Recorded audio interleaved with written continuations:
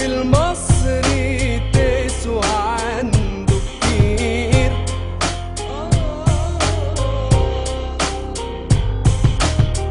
نفسه يرجع كرامته والفساد يطير.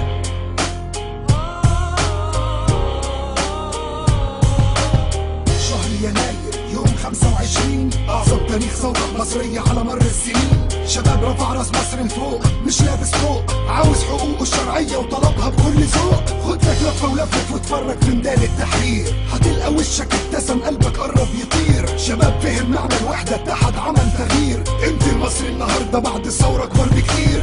ما تخافيش يا بلادي في عز المحنة تحامي فينا، احنا ولادك رجالة نحطك فوق راسنا وفي عينينا. جدي وجدي جدي استشهدوا فيكي بيحموكي، مش ممكن احفادهم يجوا في يوم ينسوكي ويرموكي. واقفين زي الاسود ايد واحدة لاجل يحرروكي، في منهم اللي استشهدوا وبدمهم فدوكي. شكرا لكل شاب بقى رأيه من غير ما يخاف، راجل من ظهر راجل خلى العالم بص وشاف. طول ما في فرقة وفتنة هتضيع الحقوق، شوف اول ما اتحدنا ايد واحدة بقينا نسوق. مسيحي مسلم مثقف امي غني وفقير، ضموا كل هدفهم فوق بعضه تحول زئير.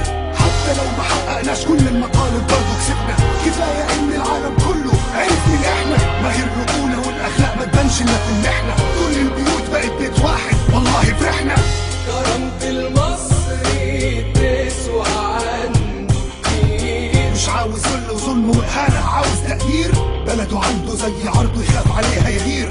نفسه يرجع كرامته والفساد يطير. بيطالب بالتغيير، ايوه عاوز تغيير. صابر لكن لو انفجرت هكون سلاح خطير.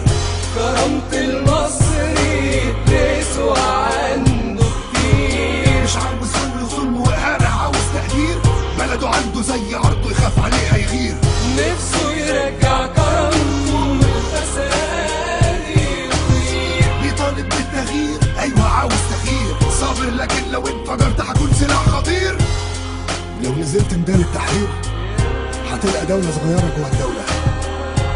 دولة لو حد فيها خبط فيك هيقول لك آسف، ولو حد عايز يعدي هيقول لك بعد إذنك، ولو حد عايز يشوف بطاقتك هيقول لك معلش احنا مضطرين.